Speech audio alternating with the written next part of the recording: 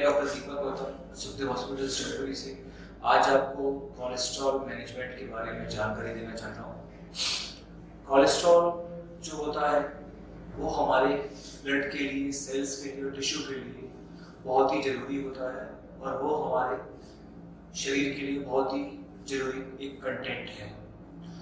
जितना भी कोलेस्ट्रॉल होता है वो हमारे शरीर में विटामिन डी, बाइल एसिड्स और कुछ आवश्यक चीज़ों के लिए, निर्माण के लिए बहुत ज़रूरी है। तो हमारे शरीर में जो कोलेस्ट्रॉल है वो मुख्य तौर पर दो तरीके का होता है, लो डेंसिटी लिपोप्रोटीन कोलेस्ट्रॉल और हाई डेंसिटी लिपोप्रोटीन कोलेस्ट्रॉल। जो लो डेंसिटी लिपोप्रोटीन कोलेस्ट्रॉल है वो हमारे शरीर में ज़्यादा मात्रा में पाया जाता है। वो हमारे शरीर में ज़्यादा मात्रा में इसलिए पाया जाता है क्योंकि इसका इस्तेमाल भी ज़्यादा है। लेकिन अगर वो एक अपने नॉर्मल वैल्यू से ज़्यादा हो जाता है तो उस कंडीशन में हमारे शरीर को कहीं ना कहीं खराब कर सकता है, परेशान कर सकता है या हमारे रोजमर्रा के जीवन में हमें कुछ बीमारी दे सकता है। उन बीमारियों में से एक बीमारी है हृदय रोग या स्ट्रोक का आना, जिसको हम आम भाषा में पैरालिसिस बोलते हैं या लकवा बोलते हैं और मेडिकल लैंग्वेज में CVA बोलते हैं, सेरेब्रोवास्कुलर एक्सीडेंट। तो जो कोलेस्ट्रॉल रहता है उसका जो संचालन है वो हमारे शरीर में और दूसरी चीजों के लिए भी होता है। कोलेस्ट्रॉल जो लो डेंसिटी लिपोप्रोटीन है, जिसको हम बैड कोलेस्ट्रॉल बोलते हैं, वो हमारे शरीर में होना चाहिए करीब 200 mg पर डेसीलीटर से कम। और जो हाई डेंसिटी लिपोप्रोटीन कोलेस्ट्रॉल है वो हमारे शरीर में होना चाहिए 60 और उससे ऊपर।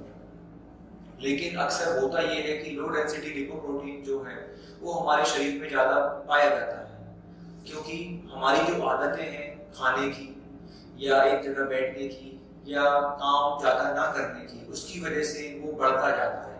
और जितना लो डेंसिटी लिपोप्रोटीन कोलेस्ट्रॉल बढ़ेगा हमारे शरीर में उतना ज़्यादा हमें दूसरी परेशानियां होना चालू होंगी, क्योंकि लो डेंसिटी लिपोप्रोटीन जो कोलेस्ट्रॉल है वो हमारे हृदय की जो धमनियां हैं यानी वेसल्स हैं उसमें जाकर वो चिपक जाता है और कहीं ना कहीं उनको वो बहुत ज्यादा सख्त बना देता है, जिसकी वजह से हृदयघात का खतरा बढ़ जाता है। उसी तरह जो हाई डेंसिटी लिपोप्रोटीन कोलेस्ट्रॉल है, जिसको हम गुड कोलेस्ट्रॉल भी बोलते हैं, जिसको हम हेल्दी कोलेस्ट्रॉल भी बोलते हैं, वो हमारे शरीर में कम पाया जाता है। वो उसकी जरूरत हमें इसलिए होती है क्योंकि वो जो बैड कोलेस्ट्रॉल है उसको साफ करता है शरीर से और हमारे शरीर को स्वस्थ बनाता है। तो कोलेस्ट्रॉल हमें चाहिए होता है हमारे शरीर में वो होना चाहिए 200 mg पर डेसीलीटर और उससे कम।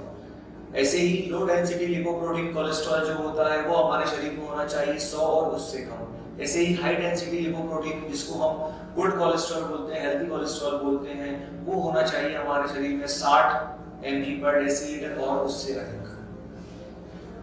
हमारे पास अभी जो उपलब्धता है दूसरी चीजों को या कोलेस्ट्रॉल को कम करने के लिए, वो हमारे पास कुछ एक ऑप्शंस रहते हैं, जिसमें हम पहले मेडिसिन ऑप्शंस रहते हैं, दूसरे हमारे पास रहते हैं कि हम अपने लाइफस्टाइल को थोड़ा सा चेंज करें, जिसको हम लाइफस्टाइल मॉडिफिकेशन भी बोलते हैं। तो पहले मैं आपको लाइफस्टाइल मॉडिफिकेशन के बारे में बताना चाहूंगा। इसमें पहला रहेगा व्यायाम करना। नियमित तौर पर हमें व्यायाम करना चाहिए। हमारे शरीर को 150 मिनट प्रति हफ्ते के लिए व्यायाम की जरूरत होती है, जिसे हम करीब 11 मिनट सुबह और 11 मिनट शाम में, तो 22 मिनट हमारे लिए रोज व्यायाम जरूरी है। उस व्यायाम में हमको ब्रिस्क वॉक करना होता है, यानी तेज चलना होता है। हम स्विमिंग भी कर सकते हैं या हम कोई स्पोर्ट्स भी ज्वाइन कर सकते हैं या हम ऐसे भी बोल सकते हैं कि हम कुछ एरोबिक्स भी कर सकते हैं। तो ये सारी चीजें हमारे व्यायाम में आती हैं। दूसरा होता है कि हमें समय पर सोना चाहिए।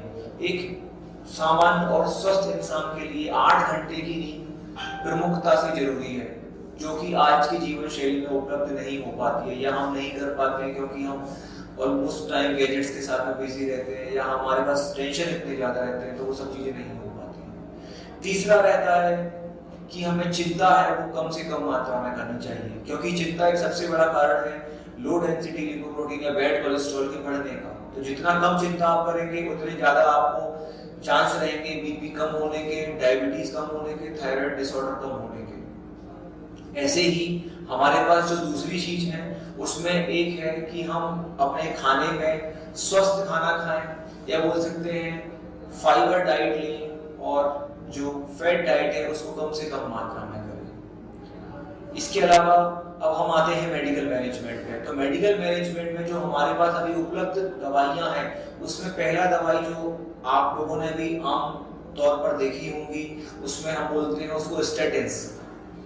डॉक्टर की भाषा में स्टेटिन्स भी बोलते हैं, और आप थोड़ा सा समझेंगे तो उसको HMG-CoA रिडक्टेज इनहिबिटर भी बोलते हैं। और भी हम दूसरी चीजों में बोले तो और लोग उसको कोलेस्ट्रॉल कम करने की दवाई भी बोलते हैं, जिसमें अटोरवास्टेटिन आता है, रोजुवास्टेटिन आता है, सिनवास्टेटिन आता है, ये सारे वास्टेटिन उसमें आते हैं।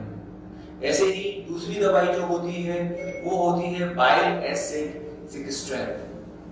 जो तीसरा हमें उपलब्ध है वो है निकोटिनामाइड।